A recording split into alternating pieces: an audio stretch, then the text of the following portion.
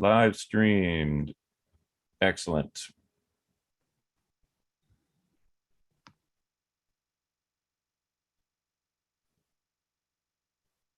Now, as long as the YouTube stream kicks off successfully.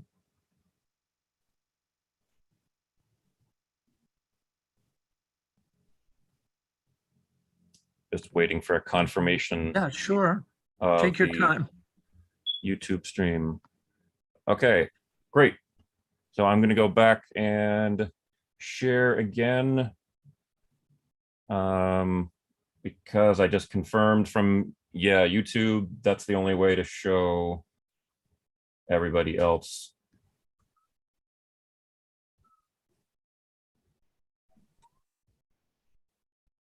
Okay. YouTube is cranking along, and Wig, would you like to start things off while I'm watching the nuts and bolts? Well, I got a phone call. So that's okay. I will kick things off. Welcome, folks, to October 26, 2021 Rider Oversight Committee meeting. We're already a little bit behind schedule, but that's okay with a light agenda, having our special guest unable to join us at the last minute. So we're going to reschedule for the Green Line extension, past, present, and future, and lessons learned. So first off, anyone like to make any public comments? And that extends to you, Barry, as well as anybody else, including Bradley, Len, Craig, Wig. Any public comments before we get into agenda items? I guess in particular, Barry, anything that you want to say to kick things off? Nothing right now. Okay, no problem. So seeing as the meat of the agenda is postponed, Len, would you be ready at this early stage to go into the subcommittee reports?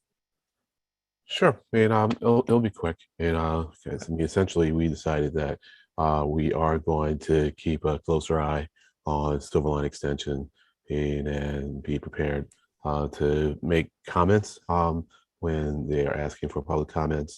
And we started the process of thinking about ideas for the Unified Planning Work Program, and so that we're not caught short when they really start asking the public for more input on that process. So, it's already started with the sub-regions, but there will be other times, more opportunities for us to chime in, and so we'll think about some ideas some more. That's pretty much it.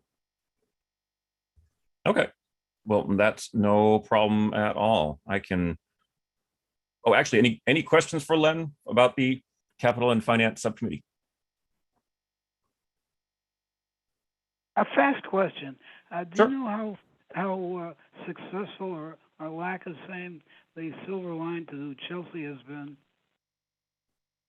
What's the question, Barry? I'll repeat that. Do you know how successful or unsuccessful the Silver Line extension to Chelsea from the airport, etc., has been? Right. And I imagine that would be gauged by the number of riders, right? Yes. Yeah, I don't know. And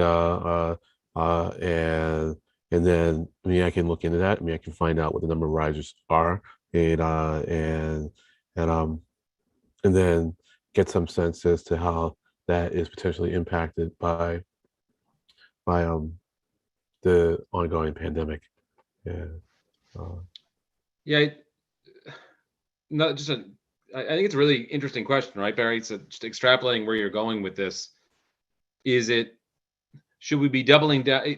There's a question of, should we be doubling down on the Silver Line, right? If what we've built has not been successful, why are we going to continue to expand upon that? I hadn't really crystallized it quite that way.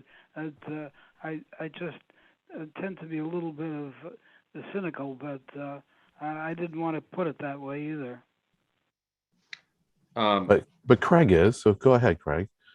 No, I mean, I think we're all on. I don't think I'm going out on a limb here to say that, Silverline is the easiest, cheapest thing to get done. It's a heck of a lot easier than building a new subway line or commuter rail line. So the question is I guess it hasn't been successful. My guess is yes, and you could base that based on ridership, or you could base that on trip times, right? So theoretically, is somebody who is someone in Chelsea now able to get to the seaport faster than they were before, regardless of whether those numbers have gone up or down? Is it now? Do they now have a faster option? Have we helped a community that does not have rapid transit service by doing the Silver Line, by giving them a faster alternative than taking the 111 in, and then in getting it over the seaport or wherever they're going, that the Silver Line would tackle on a separate way? So I guess the two different ways are: A, are people using it, and B, is it, for those who are using it, is it a better option than the other things that are out there? My guess is, where I'll stop being cynical on it, is I bet it has improved both those things. It'd be interesting to quantify how much.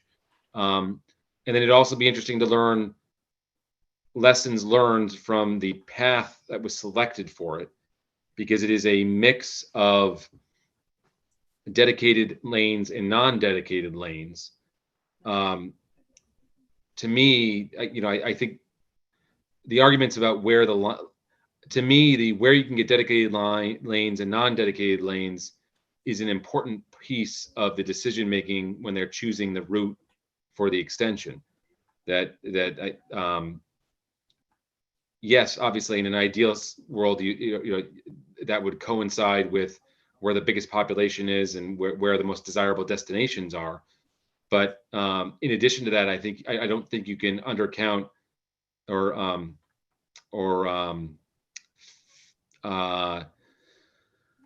fail to look at the how quick the journey will be, and how much you can build in dedicated lines to serve that. I think that's an important piece of the factors are. So that's a lot. That's a lot to digest there. So I'll pause there and let everybody react. Thank you. Yeah, I think if you were to consider how successful it's been by looking at how many people have written it, I think you'd have to decide what you're comparing to, because the service has existed for, I think, 3 years now. And prior to 2018, there was no service on that corridor at all. So there are definitely more people riding it than zero. But and there's automated passenger counter data for the time that it has existed. And so you can look at each of the last 3 years that it's run, and I would expect you'd see a reduction since the pandemic started, as it's been true across the whole system. But it certainly increased connectivity, because now the Silver Line connects to the Blue Line, which didn't before. And now folks coming from Chelsea have more direct connection to the airport than they did before. But it's definitely more roundabout getting to downtown than the 111 is. And I think another interesting thing would be to look at, how does the Silver Line relate to the 111? And that's a hard thing to tease out, because 111 ridership goes up and down for all kinds of reasons that may or may not be related to the Silver Line. Those are my thoughts about it. Yeah, I like where you're going with it. Increasing connectivity can't be the only metric, though, right? Because then I could argue any station anywhere. Like I could put a station in the middle of. I could put a buoy in the middle of Boston Harbor, and have one of the boats stop by there, and I'm connecting. There was zero connectivity to that buoy, and now there is connectivity to the buoy. So expansion for the sake of expansion's sake is good. It's got to be that balance of, is it a service that people want? So are there 100 people that are taking the Silver Line to the airport, or is it only 3 people that are taking the Silver Line to the airport? Because there are other ways other than a Silver Line to address that, right? You could do a normal bus route to the Silver Line if it's just and not build up fancy lanes. If you have just a handful of people who would leverage or utilize that route. I think you're 100% right. You can't. It's a little bit apples and oranges to compare. Or you wouldn't see. I wouldn't expect to see the 111 service go down and the Silver Line service go up because it serves different areas and different things. But you're right. We have nothing else to compare the Silver Line to because there's no. It would be it's a brand new service. You can't compare it to itself. But I guess what I would do is I would compare it to other high capacity bus routes to judge successfulness, to say, whether it's, other articulated routes or other key bus routes, to say, the Silver Line in comparison to the 28 or in comparison to the 111 or any or in comparison to even the Silver Line routes that go through the South End, as the Silver Line to Chelsea, how does it compare against those in terms of ridership? And then what is the projection for the extension along those same metrics? Yeah, and if you're taking that approach, you might consider 116, 117 as well, because they serve a similar corridor going through Chelsea and East Boston.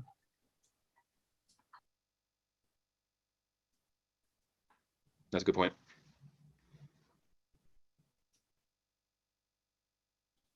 At what point do you think that we should have another visit from our friend Doug, who has joined us before, who's I believe, Bradley, correct me if I'm wrong, or you might not know. I think it's Doug is still heading up the Silver Line extension overall for MassDOT, right? Even beyond the MBTA. I don't know who's involved. Okay, that's okay. I believe it's Doug Johnson, and he joined us. I think it was about 5 months ago, maybe 6 months ago. When did the public meetings or the feedback on the different routes, is that ongoing right now? Yes, that is part of this meeting process. Yes, tier 1 analysis, tier 2 alternatives, upcoming outreach. Let me jump to the upcoming outreach for you. Those are all the details, alternatives. I'm just going to jump to the next steps. As you can tell, this is a very rich document. Next steps, public meeting. Here we go. There we go. So it probably, now that they've had public meetings, it'd be interested to get their kind of feedback from, okay, you've had the public meetings. What's your general feeling of the what have you learned from the public meetings, and how is this influencing the direction? Mm-hmm. You could either go there, or you could go, if we went into December or January. It looks like the alternatives analysis is supposed to be wrapping up around then. So, are they able to share anything with us regarding that as well? I would say at this point, yeah, probably. I mean, I'm pointing at the line from September when this was updated. So clearly we're at the end of October. I mean, the end of October on this, if they're sticking with the time frame for the analysis, that's 3 quarters through the analysis period. Going by this, yeah. I mean, maybe if we get them on the books for January, we can get a kind of preview of what that analysis looks like. Maybe we can be helpful in terms of providing some feedback in terms of what the average Joe might say to that analysis ahead of their public their additional meetings they have scheduled. Looks like in February. Yeah, I like that idea. That's great. I'll take that as an action item. Well, I'll actually suggest that we try and come in after they do the public meetings and try and listen to the public input and try to add some value to that. And the reason I say that is a lot of times, folks, they're busy preparing for these things. Now we can be their guinea pigs, so that's the support of doing it early, Craig. Another thing I sometimes find is that they have a public rollout and they don't want to say anything really before that public rollout unless they are really using that audience as a test audience. I mean, so we could pose ourselves as a test audience, and if that's what you prefer. But I think it might be we might get more insights if we listen to the public and then have them come to us after they've heard, from the more general public, give us some insights from what they've seen, and then we try to add some value to that. So I just put that out there as an alternative, and I don't feel strongly one way or another. Go ahead. I mean, theoretically, they will have had already 2 public meetings and 3 working group meetings, right? So we're just arguing whether or not we wait for the last one in February, or there's value, they've collected, they have enough to share. Yeah, I think they've had their 3rd working group, right? This is what we were looking at. What's the 3rd working group meeting? They've had 2 public meetings, and so. No, you're absolutely right. This was working group 3. Yeah. Okay. A little bit of disconnect between. Well, you can have 2 working group meetings before you have a public meeting. I mean, so that's probably what they did. Yeah, you need to do work before you can share it. And it aligns with the calendar you were showing. Yeah, that's true. Okay.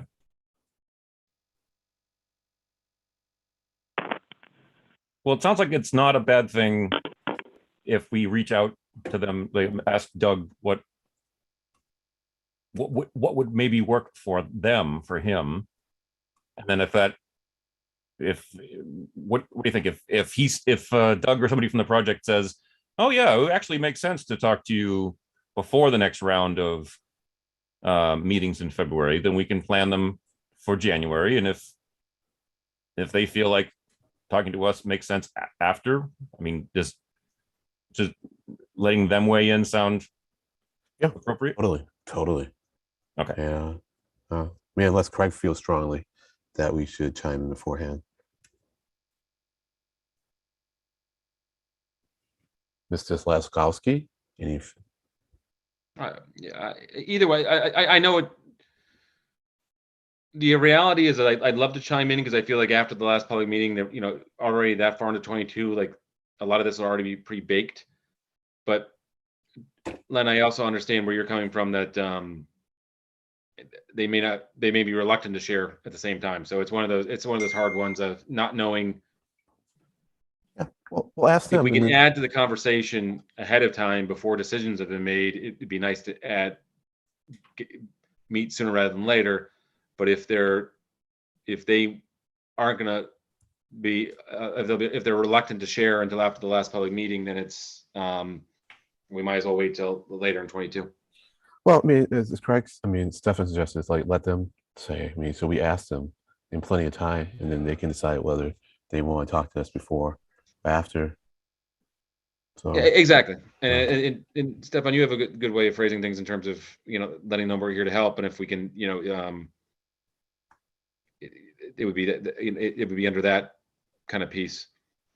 All right, great. I appreciate that, Craig. Thank you. I just noticed that while we were talking sometime in the last 5 or 10 minutes, Karen connected. So how you doing, Karen? And before we go any further, I'm going to hit the ask to unmute just to make sure we can hear you okay. And if you want to say anything, please go right ahead. Nice to hear you. Hopefully we can. Switching gears, but just to go back to the finance committee updates. I'm just curious, Len, obviously a lot of the focus, we were supposed to have a guest from the Green Line today. A lot of the focus has been on the news this week regarding the schedule shift. And it's more of to me, my read of it is people are disappointed that it's just taking forever. Do we know if this push from this year into next, is there a financial impact as well? Have we that I feel like to a certain degree that piece got buried a little bit in the we gotta wait 6 more months. This is terrible. But we haven't necessarily connected it to the beyond just time. Is that 6 more months worth of dollars as well? There should not be additional dollars because the project was bought out. Within the last year, there was a final resolution of the project where there was a little bit of extra money relative to the initial bid paid by the state. But in return, the contractors took all future risk, including financial. But was your question that, Craig, or was your question on the fair revenue? No, Wig answered the question. Yeah, I was worried that a delay of 6 months meant another, 6 months of payments to a contract or something like that. But Yeah, thank you for and reminding me just of that buyout piece. Just locally from my point of view, and I'm sorry, I had to take a call from a very long distance older friend. From my point of view, 3 to 6 months of delay, but good project delivery is not that big a deal. So, I mean, I haven't heard too much grumbling locally. There may be some that I've just missed, but I think, well, my attitude is if the project is good, lasts a long time, then a little bit of delay up front doesn't matter.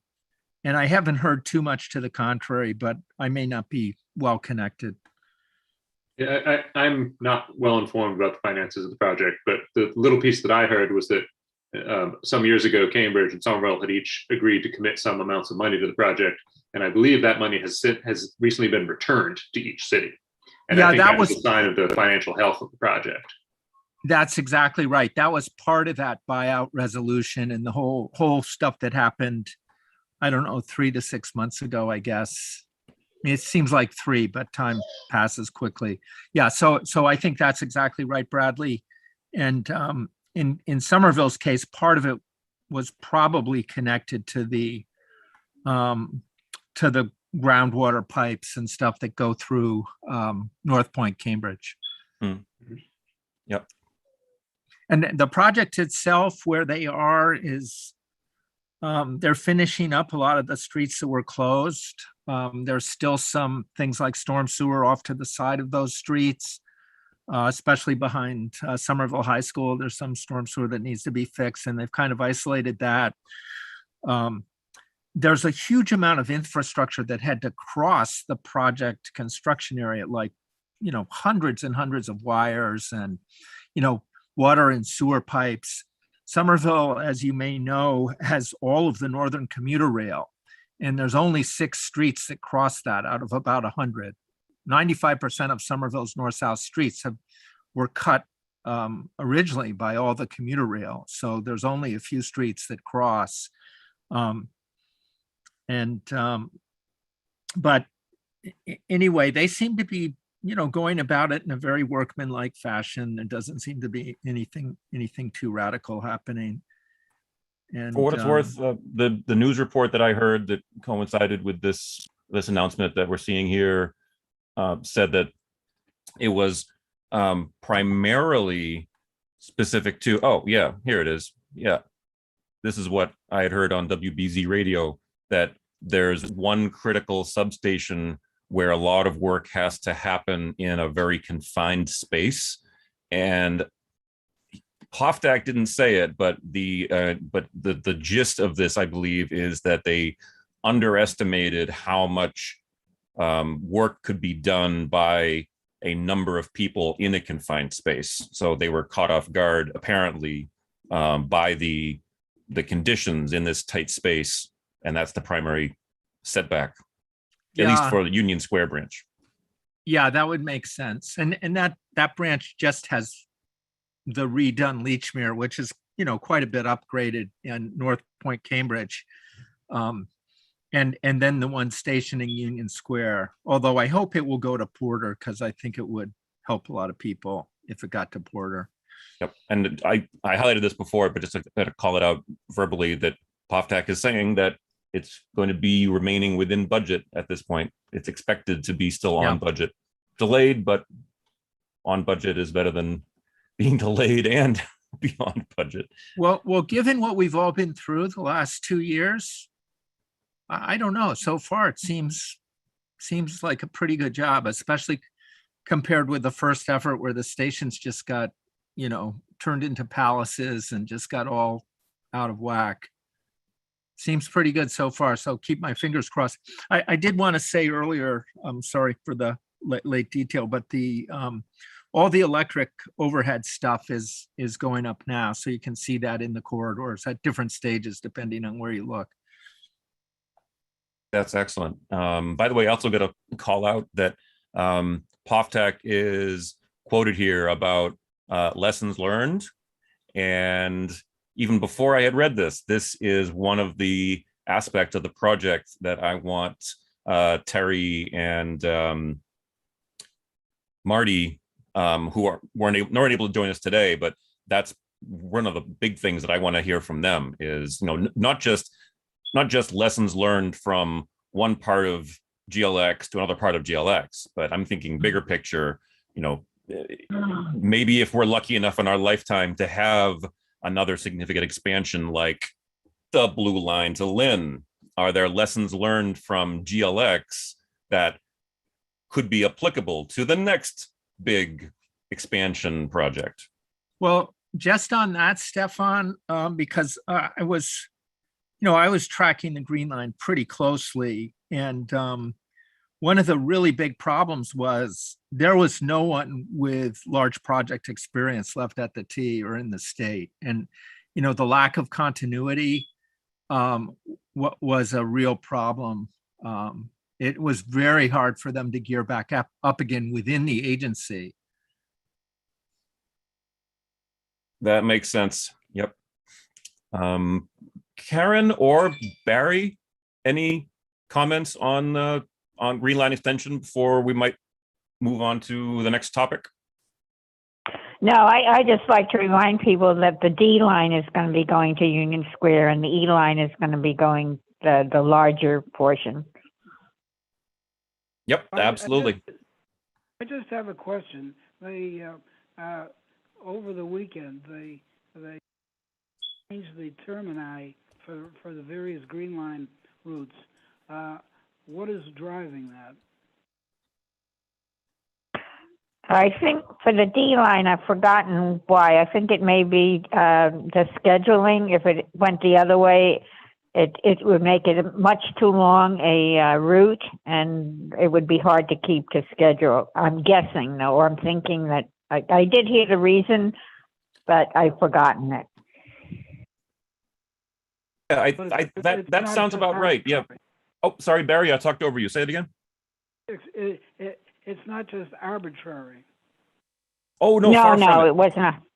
No, the E line was originally supposed to go to Union Square, and the D line to the longer route. So that was the original plan. So I think, I did hear the. Go ahead. Oh, no, I didn't want to cut you off, Karen. Go ahead. Finish your thought. No, I didn't really. I was just going to reiterate the scheduling thought. Okay. I think it was Jonathan Belcher in our subcommittee who had talked about that. I believe he said it's based on an element of the recovery time and the reliability, a longer line being more likely to introduce delays and have a staggering and maybe bunching, whereas the shorter line, like the Heath Street branch, has a little more. I think. Correct me if I'm wrong. Somebody. The term resiliency, right? So that a shorter line on the westbound side makes a little more reliable, evenly spaced service on the eastbound side. That I see. We sound like you was nodding, I think.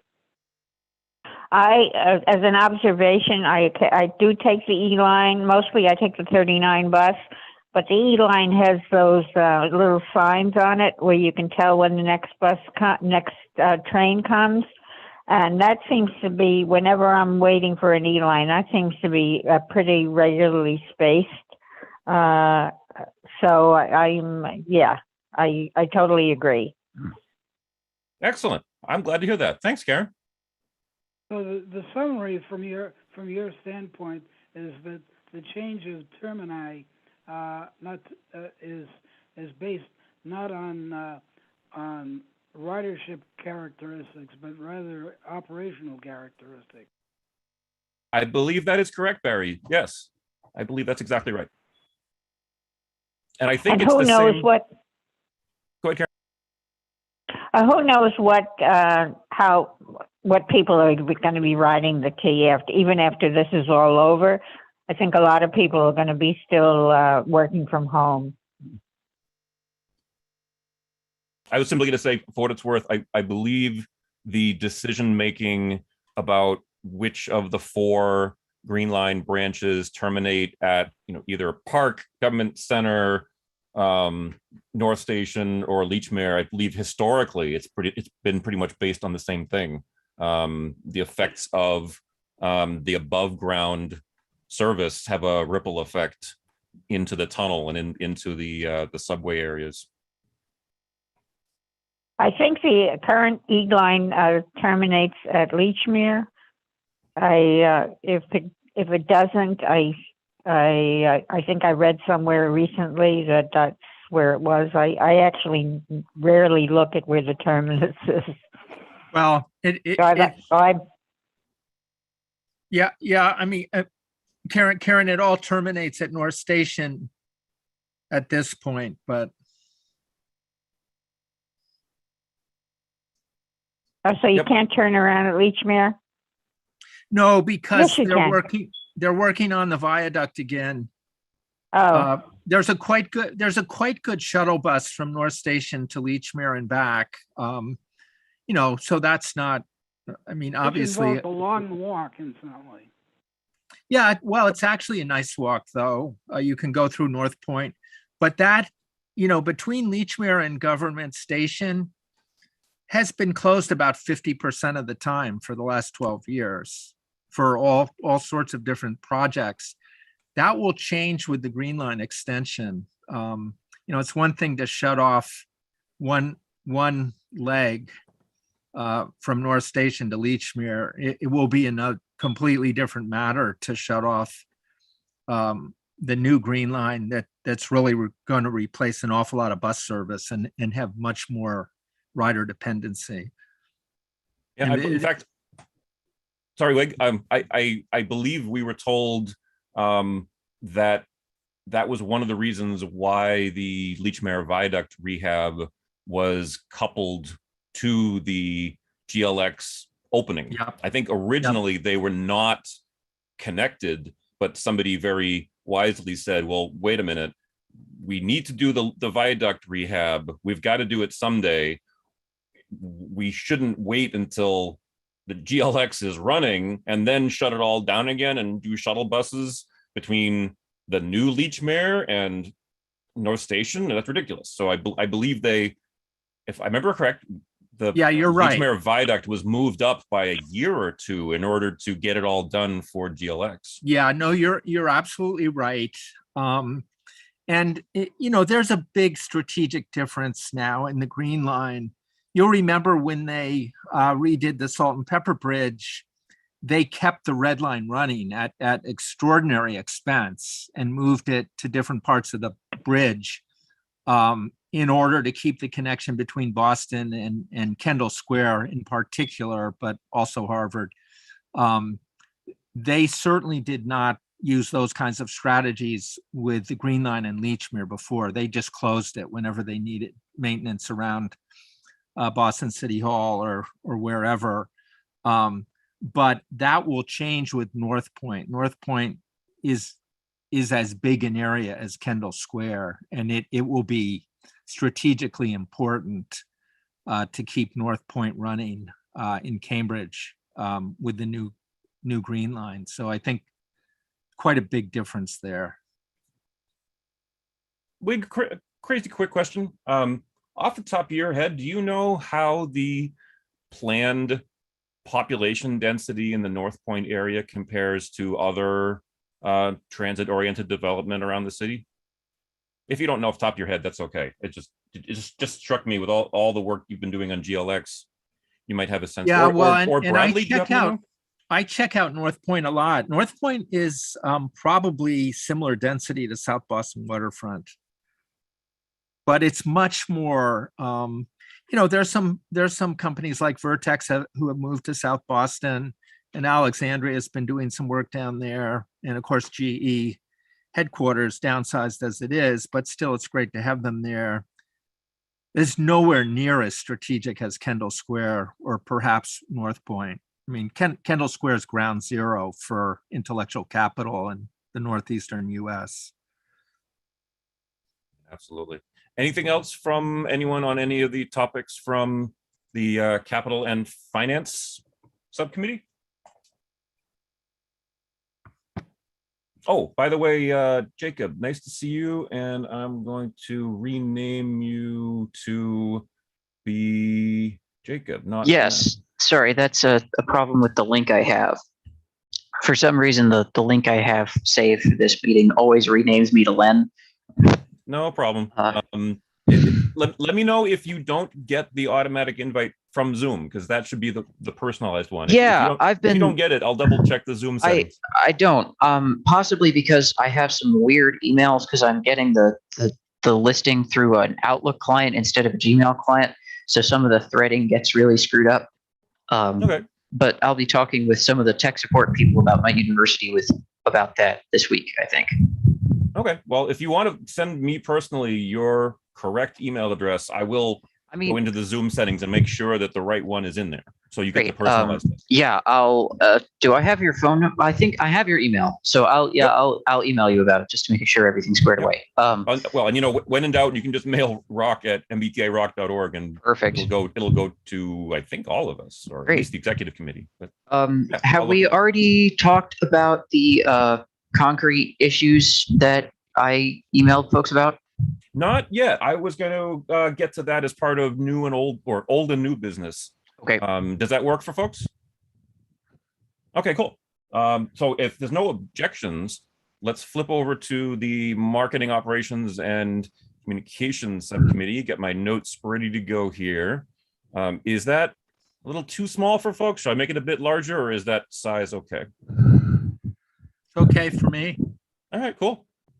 Well, for the benefit of Barry and Karen, we'll do a quick summary.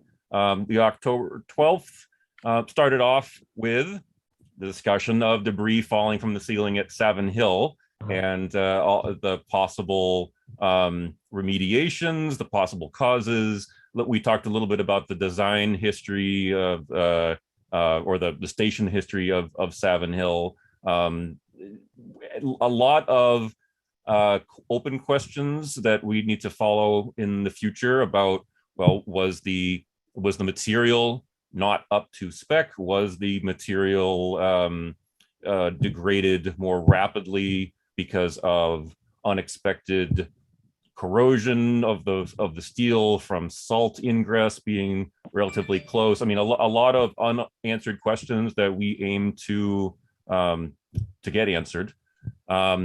Thank you again, Jacob, for working on our Twitter feeds and getting that submission from a Twitter follower about incident on the 77. I'm not going to go into the details here, but I will put the link. I'll copy the link here into the Zoom chat in case anybody wants to pull it up, and I'll also drop that into the YouTube stream chat for anybody else who watches the YouTube stream. I forget, did we in the subcommittee say that there was a next step for this other than these kind of questions here? I think we just focused on the aspects of the video and the process. You know, if somebody wants to, from the public, wants to get a copy of the video, can they, you know, in the retention time? I didn't think we had any action items on that bus, on that 77 incident, other than asking about the video. Does that sound right to folks who were there? That's my recollection, yes. Okay, excellent. We then were talking about a particular submission, again, from Twitter. And again, thank you, Jacob, talking about the amenities on the new I believe it's Somerville Ave, just outside of Porter, I believe it was, where there was a protected bike lane, but no enclosure. And the discussion went in the direction of how there wasn't enough space to put an enclosure while still maintaining wheeled mobility, accessibility around those benches.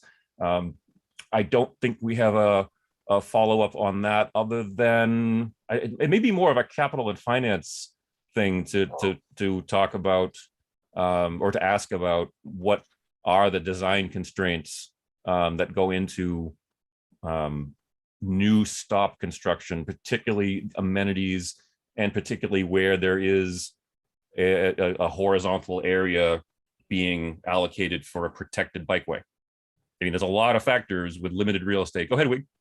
Yeah, there's actually quite a few places where the streets have been redesigned a little bit more new urbanist in Somerville, where they do use benches, sometimes between the street and the bike lane. But I think, it cuts both ways. It may not be perfect to have no roof when it's precipitating. On the other hand, Karen mentioned to us that she really would like some benches in some of the places that she catches buses, and there aren't any. So, I think we do have to appreciate even the small, less capital intensive efforts to help riders a little bit. And a technical footnote, which is neither here nor there, but generally in accounting, anything that you pay for in less than a year is considered an operating expense. And if it's more than a year, it's considered capital. So my guess is a bench is an operating expense. I don't know if the state does it that way, but that's the way formal accounting handles it. Unless you cluster a whole bunch of benches together, right? Yeah, it was here, but it's throughout other parts of Somerville too. And even though there's no shelter and there are places where it would be nice, these are nice too. And especially for, people who don't want to stand up for half an hour. Well, I was getting at those that you could buy all your benches at once, even if they're not for one location, and then it could become capital that way, because then you pay for them all in more than 1 year. Yeah. And from a practical point of view, Len, you can think of it whatever way works best for whoever's spending the money. Yeah, well, the more we spend from capital, the better. That's where money is,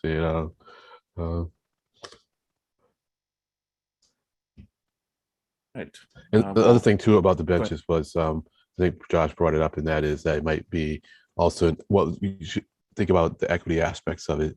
And so it may very well be that they want to put the benches in places where there is less attention. And so instead of it being the most efficient way to roll out in amenities, meaning that you're doing work there, so why not just go ahead and add the benches, or whatever else you're going to add. We might have to factor in the equity considerations, so that if you're getting a stop, well, if there's other places in the system that aren't getting anything, then you might want to give them amenities. So I think Josh has followed up, and there'll be more discussions about this if we want. He reached out to someone, I'm forgetting what department, and they're willing to talk with us. And I think that I sent that to Craig and Stefan about it, how we want to schedule it. Excellent. Thank you very much. Sure. I do believe, and Len will know this because he really has been putting a lot of effort into the MPO and stuff, but I do believe these benches would have been part of this street redo, and that would have probably come through the Boston MPO. Yeah, it might have been before my time that this project was allocated out. I don't remember this in the last maybe 2 or 3 tips, but that doesn't mean anything, because if it was programmed 5 years ago, or let's say it was programmed 8 or 9 years ago, and then started getting built out 4 or 5 years ago, then I just wouldn't have been aware of it. So yeah, I don't even know what the project's called, so I can go back and try and look.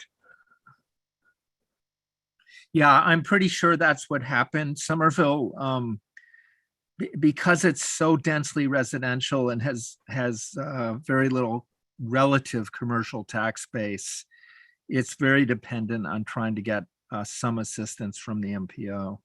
Well, I know that. Well, everyone will take money from the MPO whenever they can get it. Do you know what this project's called? Well, I think I suggested Beacon Street, but Beacon and Hampshire are one street whose name changes at the Cambridge Somerville Okay. line. So I'm Okay. not sure which designation, but it would probably be Beacon or Hampshire.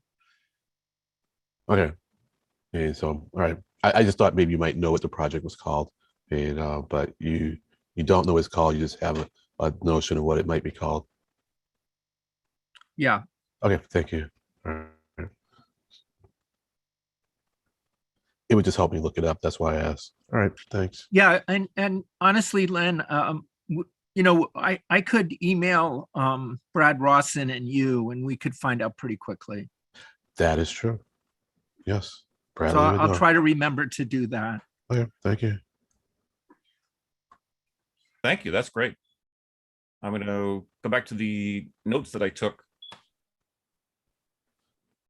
I think we can summarize. Oh, yeah. So related to space, as we were talking about with amenities and limited space, we also were talking about the design of the buses and their mirrors, so that perhaps could it be that with a different design of mirrors, a bus could negotiate a narrower lane. Jonathan pointed out that the current mirrors, which I never noticed, the current mirrors on all the new Flyer vehicles have the driver's side mirror in the middle of the overall height of the vehicle, and the right side mirror is up high, which is deliberately done so that in a narrow space, buses can pass each other without having the mirrors collide, because if they're at the same height, you'd have the right side of one hitting the left side of another one, but they're offset. I think we should talk to, as I said, we should talk to Dave Carney and Bill Wolfgang about issues like that. I think the next time we invite them, we'll cover that. I got the impression that having those mirrors as they are today was necessary for operator safety and negotiating our tight streets. And so having a narrower mirror might not be feasible. But we also asked aloud, what about video cameras and screens? Could there be a way of supplementing or replacing a mirror with something video that would be able to allow the bus to, again, negotiate a narrower space? A link here to, yeah, I'll put this in the Zoom chat just for reference. That's talking a little bit about the mirrors. Put that in YouTube as well. And then moving on, Jonathan pointed out that the criticality of mirrors is very high. And Jonathan said, very often when a bus mirror is damaged, it will be towed. Even if a garage tech person is able to drive the vehicle, they won't, because it's considered to be unsafe.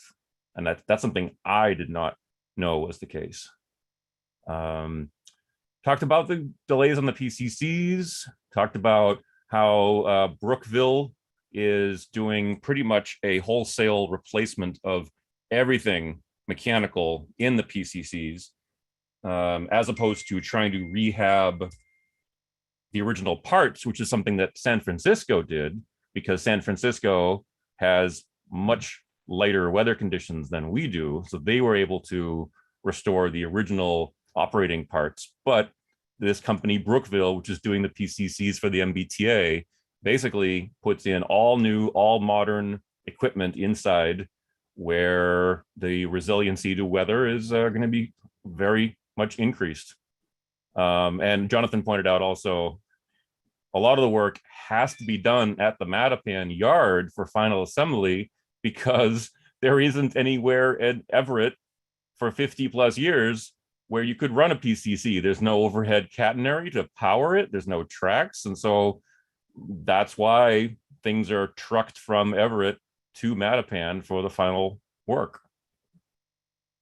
I included this just as a reference point for what is our current fleet. This is right off of Jonathan Belcher's maintained MBTA roster that's edited on a sometimes daily basis for up to the minute details. And then finally, talked about sort of in the same vein as amenities, but what are the actual costs for adding an e-ink sign at a bus stop? What are the maintenance costs besides the capital cost? And whether or not it would ever be feasible to replace printed schedules entirely with electronic. I think it was at this subcommittee meeting, somebody pointed out that it could be money better spent by giving smartphones to low-income riders so that it could be all electronic schedules and countdown signs, as opposed to continuing with printed schedules and trying to outfit all the stops with electronic signs. Could it be better spent just to give modern technology to the ridership? But you understand, if you give modern technology to the ridership, who's going to pay the monthly fee? It's fine to get a smartphone, but smartphone isn't free every month. Exactly. Yep. That's one of the factors. Exactly right. Yeah, that's a really good point. This came up in some other aspect of my work that some other transit agency in another part of the country, I don't remember which one, had done a research on this, and they found that lower income riders might have a smartphone, but on any given month, they may or may not have access to a data plan. Some months folks might be able to pay their bills, some months they might not. So it's even if they have the phone itself, it's unreliable. Thanks, Bradley. I'm sorry, what was that meeting? Was that inside CTPS? It was, I don't remember exactly where the context, it was somewhere in my CTPS work that I ran across this piece of research. Like I said, I don't remember which transit agency it was, but I thought it was a really good point, because similarly, they were talking about access to debit and credit cards. That's another thing that varies, that people on the lower end of the income spectrum might not have access to a debit or credit card, which is part of why paying fares by cash it tends to still be an important option for folks who are lower income. It's similar to the smartphone issue. Right. I can only hope that the fare transformation folks are aware of that study about the lack of availability to other than cash. They are. Excellent. The Unlike whole thing, Go ahead, Stefan. that was me, Jacob, speaking. Oh, sorry. You can go. Oh, I think the last time they tried this, when they said that in various stores you were going to be able to put money on your Charlie card, that never happened. So I'm assuming that this whole thing of not being able to use cash on the bus, the similar things are going to happen. You're going to be able to get cash transactions at subway stops, but above ground, yeah. Anyway, I think they have to rethink. Well, I think that they're actually I think that this time they're quite serious about making sure that fares are available on surface stops. I think also that their accountants may run the math, especially given that it's looking very likely that the city of Boston may make all buses within its jurisdiction free within the next couple years, and just decide that it's not worth charging fares on buses. But I think Wu, that's her one of her platforms. Yes, and given that she's currently up 30 points against her rival, unless a a massive sea change happens in Boston politics within the next week, I think that she is likely to win the election. Wig? Well, I just want to also mention that we have to be really aware of people's ability to understand systems. And I think there are bus riders that would have a hard time with maybe using some more sophisticated equipment than they normally do to get on and off the bus. You know, I think if the buses are free somewhere, the T will have other ways of doing origin destination math, and that will probably work out fine. But I think there's a lot of people that have a hard time with new technology, including bus riders. I guess my overall question then is, how do we ever progress as a society? It's like are we just like at a point where we just can't do anything new? I mean, we're not going to have 100% penetration in anything. So what is like the acceptable level of penetration, of acceptance? I mean, for us to say, okay, we've done as much as we can, but as a society, as a species, I mean, we're going to progress along. Well, I think that's a really good question, but I think it's similar to accessibility. And I think that I'm not sure it's a matter of choosing a practical cutoff so much as choosing an attitude to frame it all. You know, if you take someone like Chris Hart, who understands accessibility in every ounce of his body, he just has a more comprehensive knowledge about how to approach it than most of us do. Yeah. I think that's what it's going to take. And my feelings are is that you if people don't have, well, never mind, I could say more, but I'm not saying leave them behind, but then give them the access that they need, but don't stop us from making a better system, because we need to, even if we have to subsidize heavily, I mean, those who don't have the access that the vast majority have, do that, but don't stymie the system. I agree. Yeah, I find myself agreeing with Len here, and I just looking at past examples, right? The part of the challenge, if you look at the green line, I'm going to take a totally different example, but just to talk about how frame it to Wig, you inspired me to frame it in a different way. There is a cost to backwards compatibility. We've seen that with the Green Line trains, where we got stuck with lousy Green Line trains the last two times around because we needed that backwards compatibility to something that was built in the 70s. If you frame the cache discussion as backwards compatibility, that there is a cost to it, and so it's that's where I tend to agree with Len that there is a point where you have to. We may not be at that tipping point yet, and it may just be a generational thing. And it's going to take another 10 years, and it's going to be there's going to be kids who never knew not having cell phones. Maybe we just have to wait, and we're just not at that tipping point yet. But there will be a tipping point at some point where you can't be, I can't pay with beaver pelts to ride the T. There's a point where you move on to the next technology, but they're long life cycles, right? I mean, and they're literally life cycles of generation. They may be generational life cycles. Yeah, I think an instructive comparison might be when the automated fare system was first introduced. What was that, 15 years ago or so, almost 20 years ago by now, maybe, when we got rid of the tokens. And I don't even remember how I used to pay for a bus before I had a Charlie card. I think I put coins in, or maybe I got a transfer piece of paper from a different bus. If you think about the Charlie on the MBTA, he had to put coins in the slot to get off.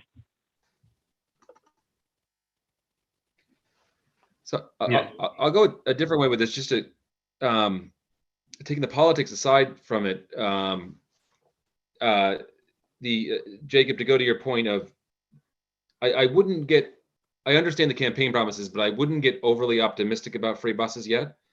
and I'm generally a supporter, and I framed it through the, why are we going to spend $1 billion on a fare collection system to only, if that fare collection system takes in over its life cycle less than $1 billion, then that's kind of silly. And that may not be the case. We may be collecting more than $1 billion, but just as an example. But where I think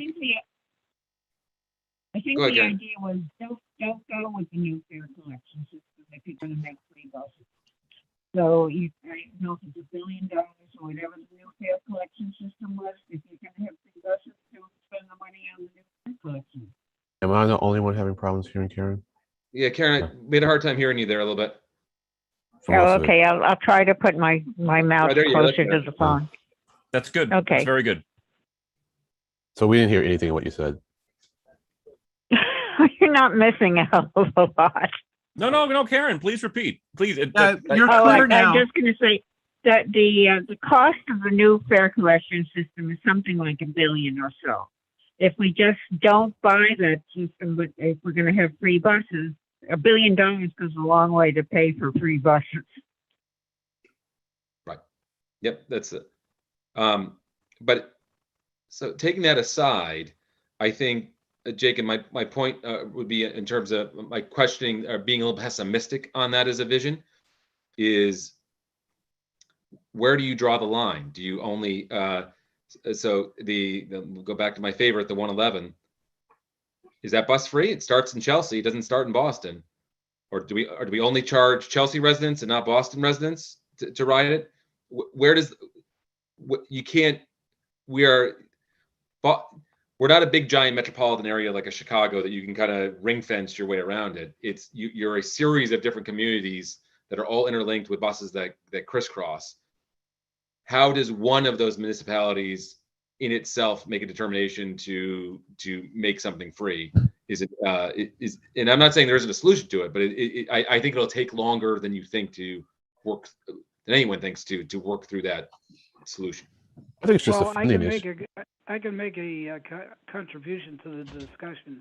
Many years ago, I was in Chicago, and I was traveling to someplace like Schiller Park, which involved going from the CTA to their PACE, P-A-C-E, system.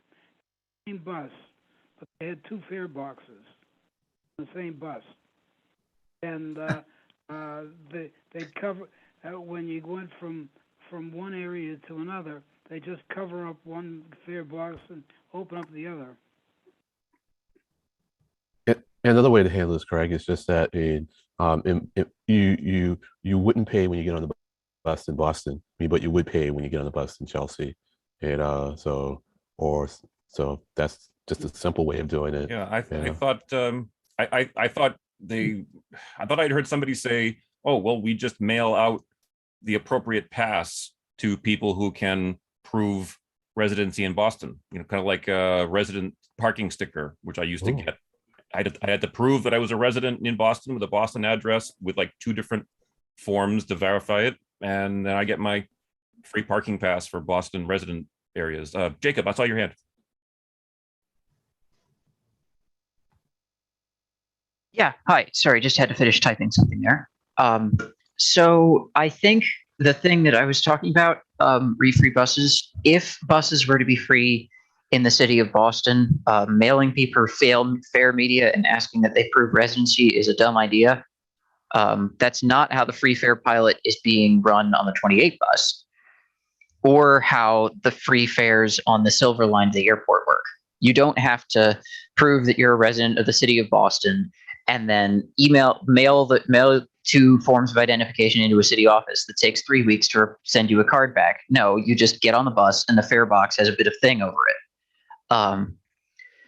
If the city of Boston were to try to implement free fares in the short term, I think that they would only do it for routes that begin and end in the city of Boston, which includes 2 of the T's very highest ridership bus route and one of the T's very, very higher ridership bus routes. I'm thinking specifically here about the 28, which is already free, I think the 22 and other routes like that, and also the 39. And those, I'd be interested to know, I think those routes combined make up at least a double digit, if not significant more than a third chunk of all the bus revenue the T gets. So if the T loses a third of its bus revenue instantly, it doesn't make sense to keep going with a fare implementation just for the other 2/3 if it'll cost just about as much.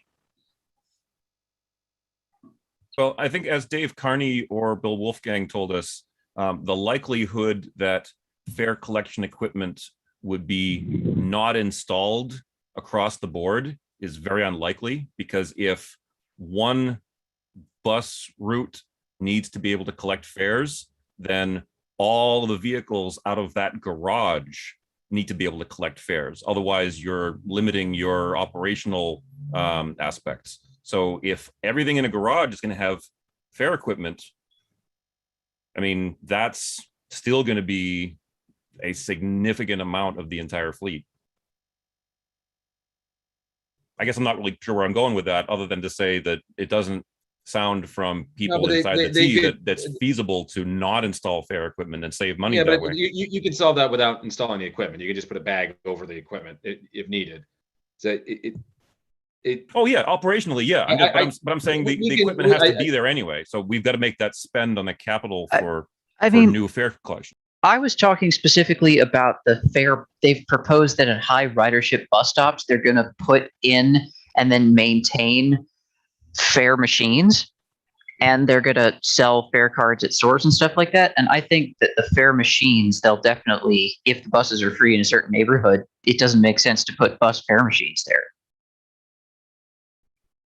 Another thing to consider is that if the proposal is to have boarding a bus be free, but there's still the regular fare for rapid transit, then the only people who save money are people who are solely taking the bus.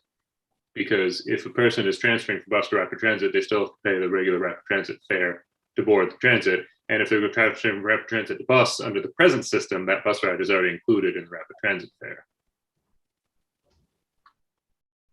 Yeah, so who is going to pay for this, Boston or the T?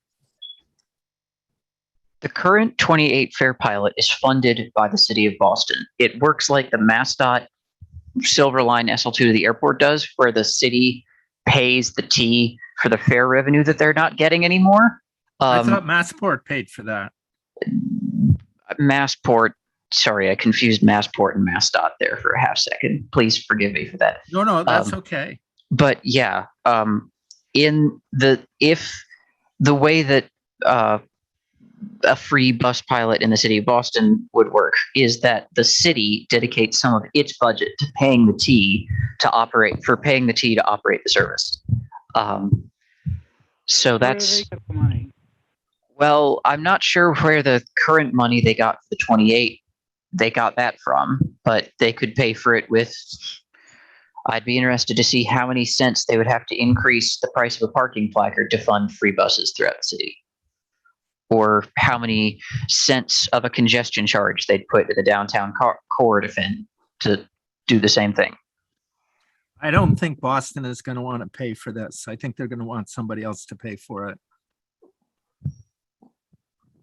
In Well, other words, they're trying to get something for nothing.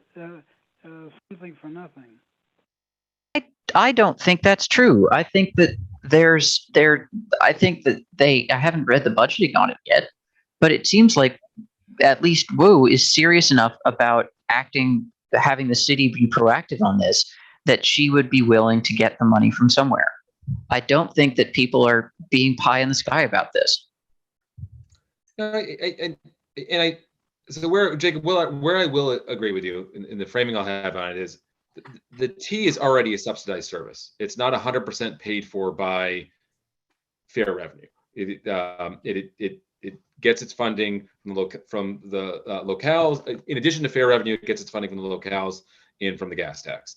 So in a way, this is just a further extension of that, right? If you look at it as a sliding scale, you could say, okay, we should charge what the T really costs to operate, and it should cost $7 a ride on the subway, as opposed to and change, or you subsidize part of it. So this is really just a further extension of that, right? So you're sliding the scale to say, okay, well, if 50% is subsidized today, now we're going to subsidize 100%. I think the interesting rate, you got to find a way to pay for that, and there are different ways to do that. You could raise a gas tax, you could do whatever. What's interesting to me is going to be, I think, Len, yours is the cleanest perspective to say, hey, just anywhere you board in Boston, it's free. It's either that or Jacob, as you discussed, the idea of just cherry picking routes that only begin and end in Boston. But then, if I'm a resident in Boston that takes a route to a neighboring town, I have a job. I have a job in Brookline, or I have a job. I work at Legacy Place in Dedham, and I take the route from Hyde Park to Dedham. I'm going to be annoyed that my tax money as a resident of Hyde Park is going to pay for a bus service I don't use. So it's those. The bigger issue, I think, to me is going to be how they handle it. It works fine for the 28 when you pick a route that's all within the city of Boston, and it's a pilot for 2 months, and you can scrap up some money to pay for a quick pilot. It's where do you draw the line in will people view the five high frequency routes that happen to be contained fully within Boston as a free buses, or are the folks who take some of those other routes that don't begin and end to Boston, who are also city of Boston residents, going to push back on that and say, hey, you told me free buses. You didn't tell me free buses with an asterisk, that free buses that begin and end in the city of Boston on these specific routes. So it'll be interesting to see how it all plays out. I think it's something maybe we just continue to monitor. Well, half of the people who work in Boston don't live in Boston. I mean, these are huge numbers that you're talking about. But they would benefit me from having more people in transit, and not that you said differently, Craig, and you didn't really address it at all. But I just want to point out that the entire transportation system is subsidized. Highways Right. are subsidized. So the rationale, is that we want to encourage people to use modes of transportation that makes the entire network work better. And then we layer sustainability on top of that. The transit becomes an even better option. And I could see a transportation or transit tax on businesses. And you place a fairly decent sized tax on it, but in return for that, you would give the employees passes, and say, hey, you paid for this, you pay for this, and you helped us pay for other people in the community. Here's your pass. We encourage you to use the system. My argument, I'm all for it. I just think for this to really be successful, we kind of need to build the bus network out better. So that when we really kind of strongly incent people towards the buses, they have a service that really works for them. And so because the deal is that you want to have the buses there and you want to have the vehicles off the road, so the buses work really well. But I don't think we can do that kind of rollout soon. But I as much as I think it was a bit of a pander play, by Wu, I'll pull back on that because I think she really is sincere. Hopefully she's been around enough not to be too naive about things. So I want to see her go for it and help her be successful. So that's it. Sorry for the long amount of talking. I'm going to just give us a time check. It is 6:25. We're still in the auspices of the subcommittee report. So I'm just going to simply say thank you, Craig, in the subcommittee for mentioning that the decrepit stairs at JFK UMass have been removed. And unless there's any other discussion or questions from this subcommittee, not seeing any nodding or going once, going twice, anything more about the subcommittee report, then let's move on to new business, old business. Before we talk about that report from a concerned citizen, which I think I think, Jacob, you wanted to take the lead on that. I just want to gauge people's interest in hearing from me about the accessibility projects for 3 new elevators in very tight confines around downtown crossing, red, orange, and to a certain degree in the Park Street of the Green Line. If people are interested in that, I'll make sure that we can get it in tonight. Otherwise, we can put that part off for a future meeting, and we'll focus the rest of the time on the concerned citizen report and anything else. Any suggestions? Go ahead, Glenn? Jacob. No, go ahead, Jacob. I did. There was another question that sort of came up on Twitter about elevators and sort of why the T is building redundant elevators. I went through some of the accessibility documents on mass.gov about public transit facilities, and I went through some of the survey, the settlements from the 2006 class action suit against the T. And I found that some stations, specifically the sort of the downtown crossing, Park Street, downtown core ridership stations, are required by law or legal settlement to have redundant elevators. But it doesn't seem like a lot of other stations are. But I seem to recall reading somewhere that it was in the Mass Architectural Association guidelines that stations or buildings had to have redundant elevators. So especially given that sort of 4 elevators are going in at great expense at Symphony Station, someone messaged us on Twitter wondering if 4 elevators were legally necessary, or if 2 well-maintained ones would do the job better. I can't speak to the legal, the statutory requirements, but I remember from previous meetings when we've asked design and construction and operations folks about it, that the general attitude in the 21st century of the MBTA is that any one elevator ought to have a backup, or at least a similarly accessible route in case of an outage or maintenance. So for something like Symphony, 4 elevators, 2 for each platform, I think that is the standard by which the MBTA is following, again, simply because there's no other accessible egress. If there was a ramp, or if you could go up and around and down, and even if it took 10 times longer, if there still was an accessible route with a single elevator, that would pass the smell test. So Symphony 4, yeah, I believe that is the MBTA standard. I made comments about this. One time I was I had luggage. I was at South Station. I wanted to go from the Red Line level to the commuter rail level, and I had to use something like 3 or 4 elevators, none of which was available. I mean, none of which was you couldn't tell where they were. You had to go searching for these things, and so you go.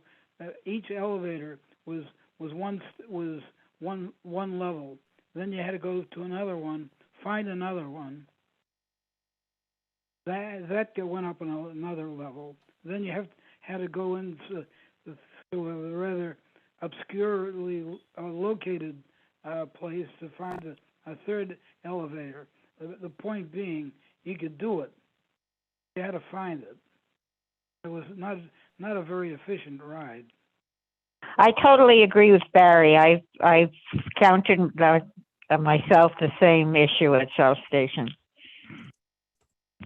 I guess based on time, we'll defer the detailed discussion, and I've got the slide deck that I can show. Well, maybe if we have time at the end, but there's a whole lot more going into these 3 new elevators at Park, technically part of the downtown crossing complex, than just making it more convenient. And there's some I think you'll find some very surprising elements that are being improved that are not up to current standard about the current elevators. But unless we want to talk any more about elevators really quick, I do want to hear about. Well, you can't leave it at that. You're like leaving us in suspense about what the cool improvements are. Is that not allowable? Can I not keep you in suspense until the subcommittee or until next month? No, seriously, if you want me to talk about it, but I don't want to take time away from. Do we want to get to that other issue first and then loop back to that? If there's time at the end. Works for me. Other folks? Jacob, Wig, Fine. Len, Bradley? Yeah, it's fine. I just want to say to Jacob, I'm glad you're looking into this stuff. But when that suit was brought, the whole system was illegal. There just wasn't enough money to tackle it. And so an awful lot of what we're seeing is just how long it takes to turn a system that preceded all of these laws and regulations into an accessible system. And if you're interested in that, the annual meeting before the judge, the overseeing judge, is a very informative meeting to attend. Actually, Wig, I think what Jacob had come in from, was it Twitter or was it? Yes, it was Twitter talking about actually some concrete spalling and concerns about structural integrity. It wasn't actually related to accessibility. Jacob, am I right? And do you want to take over? Yeah, sure. One brief note on the accessibility. Also, person was on Twitter, and the person was saying, sort of, if we're spending years and however many $1 billion adding 4 elevators to a station, how on earth are we going to afford making the entire commuter rail accessible in any reasonable length of time? Could we update our design guidelines to only require 2 elevators and make sure they're maintained well? Could we put in other systems? Well, I think that's a great question, but I think all of these decisions have to be run through the overseeing judge. And Okay. I'm pretty confident that at least for a case like Symphony, where it is currently 0% accessible, at least for wheeled mobility, it wouldn't fly to have only 1 elevator because you just can't have 100% availability during service hours when inspections and maintenance and breakdowns have to be factored. I mean, having dual elevators, I think there's no other way around it. Well, the other thing I'd add about Symphony is that there are only about 3 subway stations left in the system that are not accessible, and Symphony is one of them. Ever since Wollaston was rebuilt on the Red Line, now I believe every Red Line station is accessible. The Orange Line has been for a while. Bowdoin still has no elevator. Sorry, Barry, what did you say? With the exception of the Mattapan-Ashmont line on the Red Line. True, but similar with Green Line stations, Green Line boarding at the surface is somewhat different. But among the subway stations, Bowdoin still has no elevators. I think part of the reason for that was there was one iteration of the Charles to Bowdoin extension would have called for closing Bowdoin completely, which is I think why no elevator has been installed at Bowdoin yet. But there are only about 3 stations left in the system. Heinz Convention Center still has no elevator. So I think that's why Symphony is being addressed now, because the list keeps getting smaller of how many subway stations don't have elevators. Well, before we lose the rest of the time for the next 25 minutes, Jacob, do you want to take us into that the issue of the concrete spalling and what appeared to somebody to be a concerning structural aspect? Yes, let me get this this thread pulled up here, and then I'll screen share. Okay, I will Discard allow the screen sharing. notifications, Right. profile, messages. You Scribbles may on screen napkins. share at will, Jacob. Great. Let me get this all pulled up real quick. Okay. So the guy I spent, it's not just these very visible issues. The guy also talks about water penetration from the very long out of service water lubrication system at Government Center, which has caused a lot of water damage, both visible and invisible on the blue line level. There is apparently the water from the out of service system has leaked into the ceiling and is causing some discoloration and bulging in places. And the guy says that that issue was not addressed before the renovation of Government Center. And as a result, they're going to have to close the station again in order to fix it. Are you screen sharing, or did you want to? You don't have to. That was in some direct messages. I was thinking no I'd problem. screen share on the other issues, which are the visible concrete damage at this is Heinz Convention Center. Okay, but before we leave the Government Center really quick, you said that is, did you say that's a structural concern? Or I mean, is it like structural, like as in a collapse, or is it just a concern that concrete could fall on somebody's head? I mean, of course, that's serious too, but do you know what's the scale of that Government Center blue line issue? I'd need to ask. It seems like it was pretty serious. If it was just cosmetic or sort of concrete falling, it seems like a pretty serious concrete falling issue. And it definitely seems like something the T is aware of and knows needs fixing. Okay. So I think some other attention we got, speaking of T maintenance, if we're having T maintenance people on, we might ask them about slow zones. Especially on the orange line on the southern end, there have been some very persistent slow zones that have lengthened trips, something like 5 minutes between Back Bay and Forest Hills over the past year, 2 years. Do you know if that's related to concrete slab issues at all, similar to the red line north of Harvard or west of Harvard, I guess it is? Quite possibly, but this is. I don't think so. I think what happened to the Forest Hills is Karen, hard to hear you. Can you say it again a little louder? Oh, yeah. There you go. That's good. I think the issue is more on at Forest Hills. The train toward Malden has to leave the station before the train to Forest Hill can go in. So when I take the orange line, we always slow down before we hit Forest Hills. Have you ever noticed? Go ahead. Have you ever noticed that sometimes you're going along, especially in that southern section near Forest Hills, and then the train will slow down very suddenly? There's sort of an odd kind of brake application, like a jerky kind of thing. I've never noticed that. I was a regular rider of that section a few years ago, or maybe about two years ago, and that was a pretty regular occurrence. And a lot of people have noticed it. It seems like something might be screwy with the signaling down there. I was just going to say, during the subcommittee, when we have Jonathan Belcher on board, we should ask him. He'd probably know better than any regular ROC attendee whether or not the ATC is particularly sensitive there, or maybe there is a speed restriction and the ATC is dropping the speed suddenly and the old cars aren't able to adjust smoothly. I mean, are you talking about one of the new orange? I think this is with all kinds of cars. Interesting. Okay. I think it's a combination of all of that.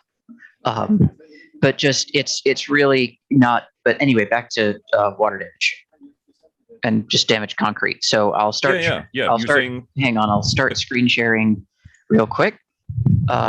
Here we go. This was what station? This is the things I'm going to be showing that are here right now are at Heinz Convention Center. There we go. Share that. So here's rebar. And here are some other pictures of columns there.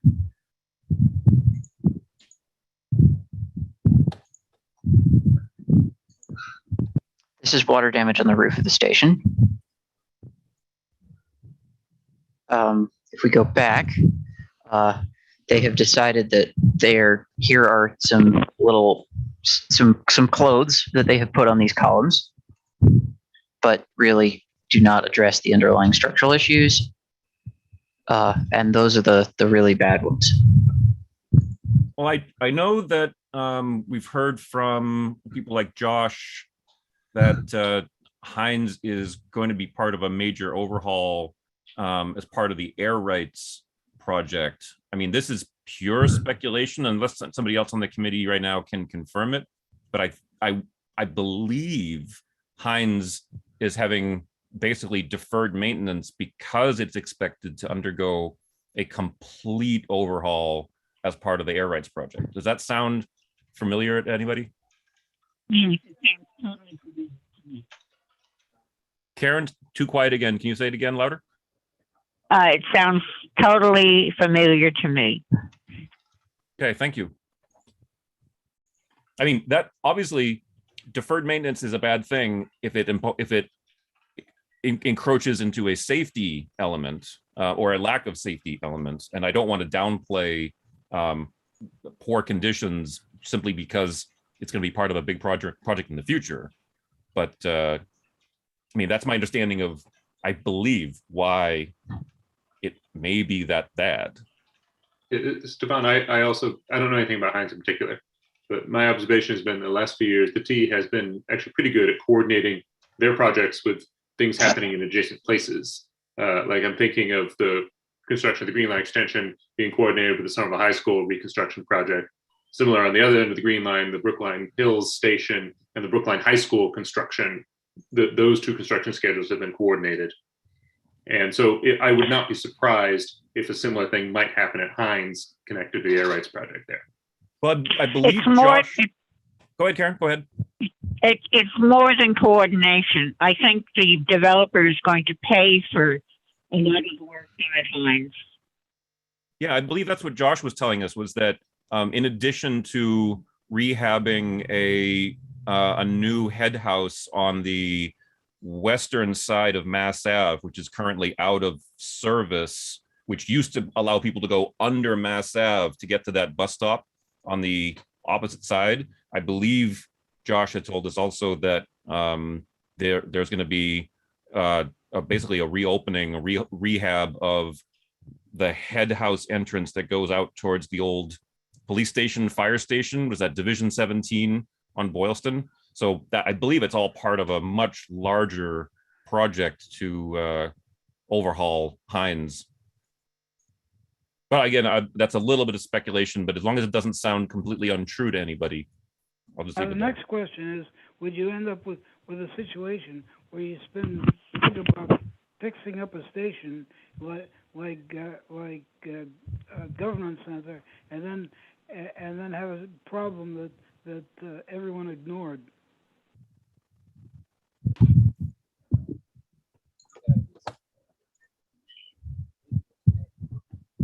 Barry, I think I couldn't hear the very last couple of words you said. You said fix up the station and then have a problem where you'd have a problem like at government center where they had that water problem that was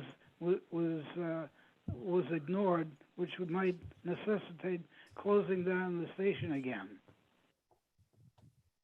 That's something that hopefully will be avoided. Hopefully people will be on top of that possibility. We hope. Jacob, is there more coming in from that person or those people on Twitter? Because if not, we can maybe. There's some. I just sent them a note about comments about the Pike Air Rights Project maybe doing a full rehab of this. It seems like there are some more comments, but no real images. Other than that, I'd have to do a lot more digging for that. But essentially, if we could get someone from the TE to talk about this and maybe the government center water issue, I'd take pictures. I'd go to government center and I'd go down to the blue line level and I'd find pictures of the sort of water damage myself. But I'm in Wisconsin right now, so if someone else could dig up those or gain some information about that, that'd be helpful. But I don't have any more information from this guy right now, but I can, if I get any more updates, I'll update you. Yeah, please do. Thank you very much. You're welcome. with about 15 minutes left, Barry or anyone else, unless you want to make public comment at the end, or unless anybody drops in on YouTube or in any other attendees in Zoom, Barry, do you want to make any public comment? Hey, Stefan, before Yeah, we go go ahead. to that, on the stuff that Jacob just brought up, those columns, the bad column that you showed, that's not recoverable. You can't rebond that re-rod with that concrete. You got to get rid of the re-rod, and you got to take the concrete back down to fresh surface, and then you can rebuild it. And the columns are a lot more structural than, some other stuff might be. Some of the roof stuff, or some of the, there's a big difference in something that's structural versus something that's cosmetic. And anyway, but once the re-rod concrete bond that's initially formed with the initial construction is broken, you cannot recover it. Point. Shall we move into a quick recap of this downtown crossing elevator project? Okay, cool. And Barry, I didn't quite hear you. Did you say that you would like to make some public comment at the end, or no? Yes, I have a couple things I wanted to say. Okay, cool. I'll try to make sure we give you, like, I don't know, what, do you think 4 minutes is good? Fine.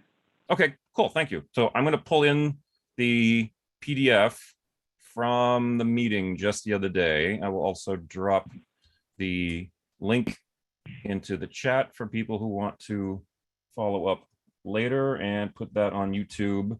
The gist of it is the 3 new elevators are going to be meeting full ADA compliance.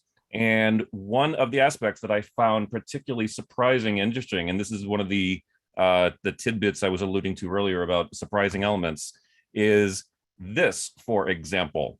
The current condition is non-stretcher compliance. In other words, a standard first responder stretcher is not able to fit into this elevator, if I understand this right. So the new elevators, all 3 of them, are going to be fully able to accommodate stretchers. Similar in the brand new elevator, this is where there's no current elevator. It's not an upgrade.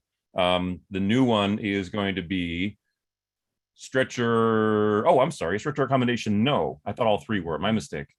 But the most interesting one is at Park Street, where they are actually going to demolish the old one after the new one is opened. They're going to make use, very creative use here. There's a shaft for basically a well, and they're going to reuse this, allowing for let's see, this says on the right, it says existing conditions, non-stretcher compliant, new one, fully ADA and stretcher compliant.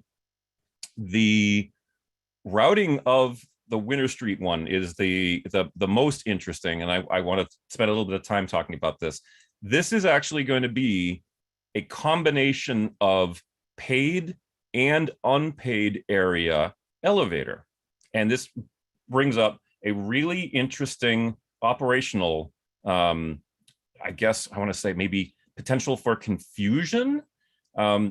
People will be able to board from the street level, unpaid, obviously, it's at the street level, take the elevator 1 level down, and only 1 level down, because they're going from unpaid to an unpaid area.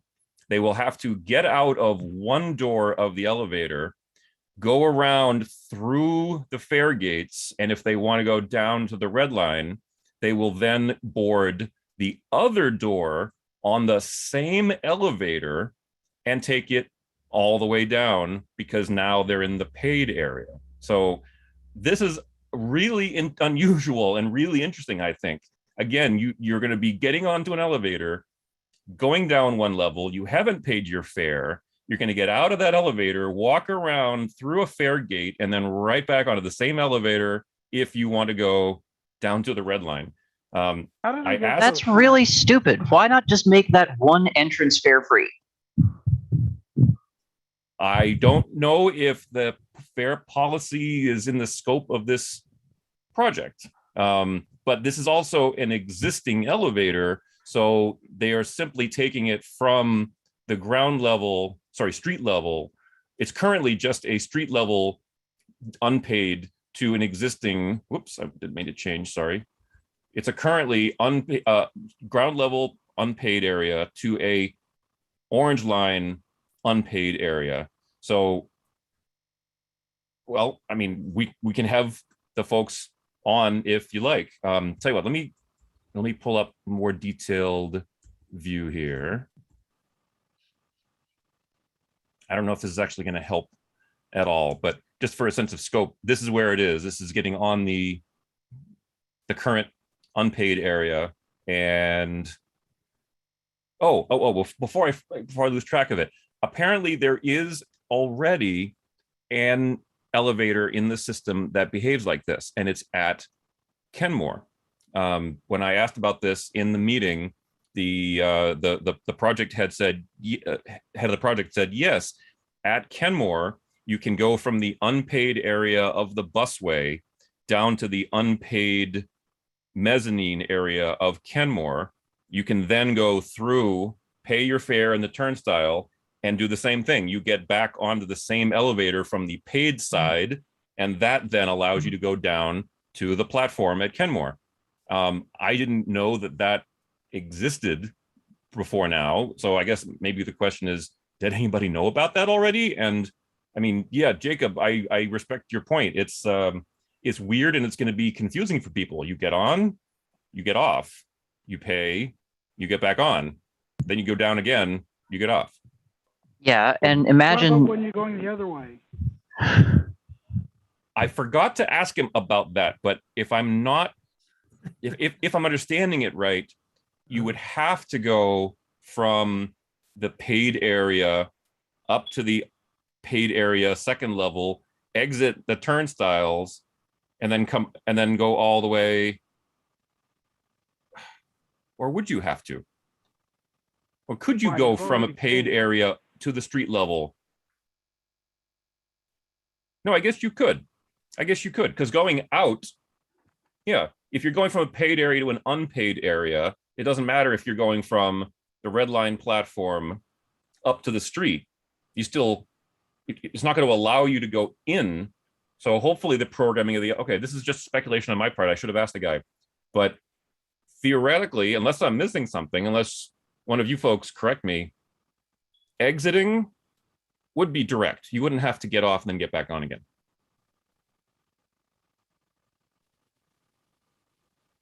You need So a college education just to get onto the T. Say it again, Barry. You'd almost need a college degree just to get just to ride the T. Unless it's very, very well signed. And I mean, if it's already being done at Kenmore, I'm optimistic. I mean, but they actually went through an animation of a cutaway, like basically like a 3D, very high tech, moving through the station, showing different layers. And I think there's no doubt that these 3 elevators need to be changed. I mean, 2 of them exist. I showed you before. The one at Park Street is very old, surpassed usable lifespan, it says. And they're going to be able to make it stretcher compliant, take advantage of a better space for it. So I think that's a no-brainer. The new one at Macy's is going to allow a completely new method of access, where you currently have to go all the way up and around and over and down. This is one of those areas where you're basically walking a mile to get from somewhere that's one level above another one.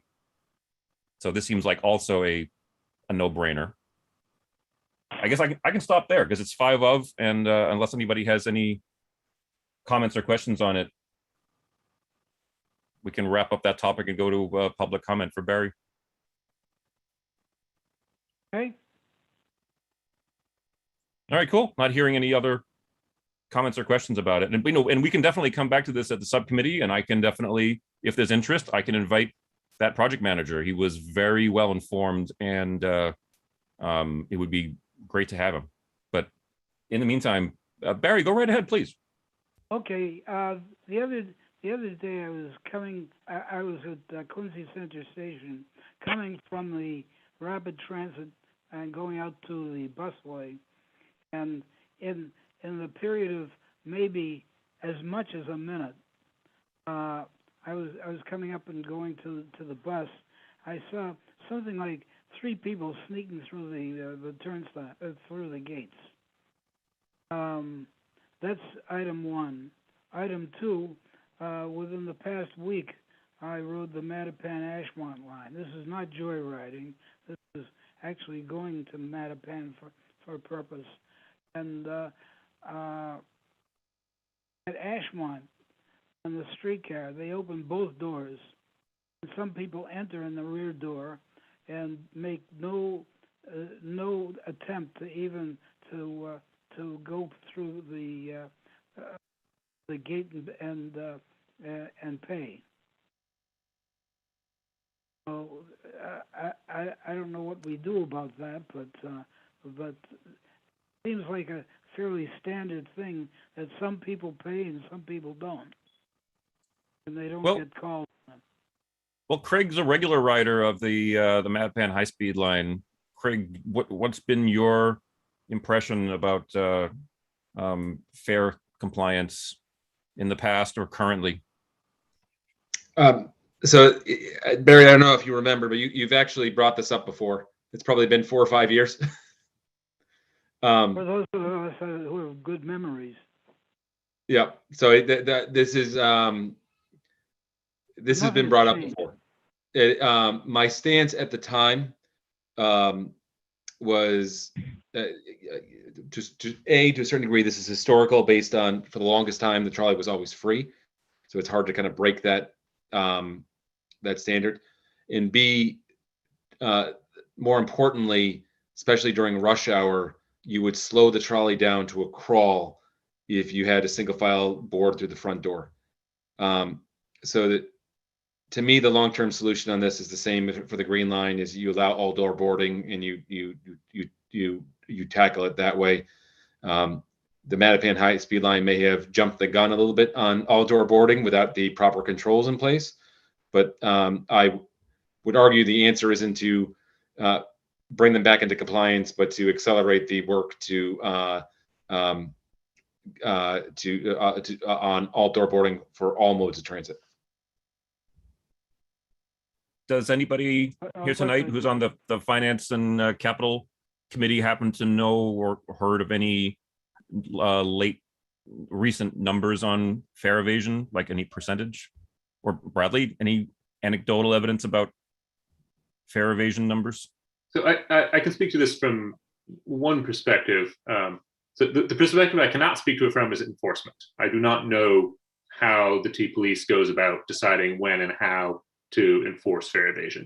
But the perspective I can speak to is CGPS, we have data collectors who make observations of non-interaction on the different modes. And the purpose of that is to help the T develop better estimates of how many people are actually riding the different modes. Because if you went solely by fare collection, you would be undercounting the number of people riding the system, because there's a certain number of people who don't pay for various reasons. Some are evading, some are children who are not obligated to pay fares.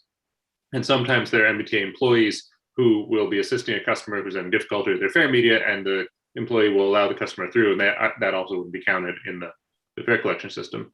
And so we send our field staff to observe non-interaction at gated stations, and also on the Green Line and the surface branch, the surface portions, and on the Mattapan branch. And we've observed that payment on Mattapan is only occasional. And what I've been told is that, similar to what Craig was saying, that there's a lot of history behind that. And one piece of history that I've been told is that Historically, the thought was a lot of Mattapan line passengers are transferring to Red Line at Ashmont, and so that they're still going through a fare gate to go either onto the trolley or getting off of it.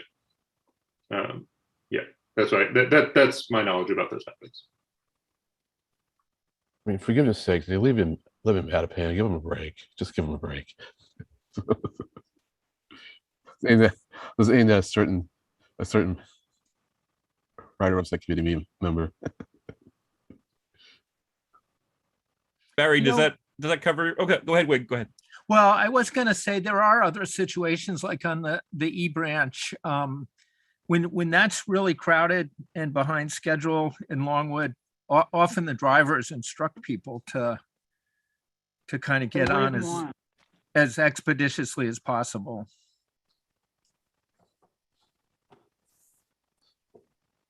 Yeah, I think Barry's bringing up. I think you would find there are a lot of places in the system where this is happening, and it doesn't.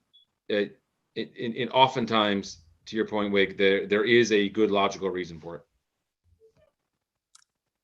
Okay, and sometimes people want to put the existing fare boxes won't take dollar bills or whatever, so the driver just waves them on, and I wouldn't take issue with that.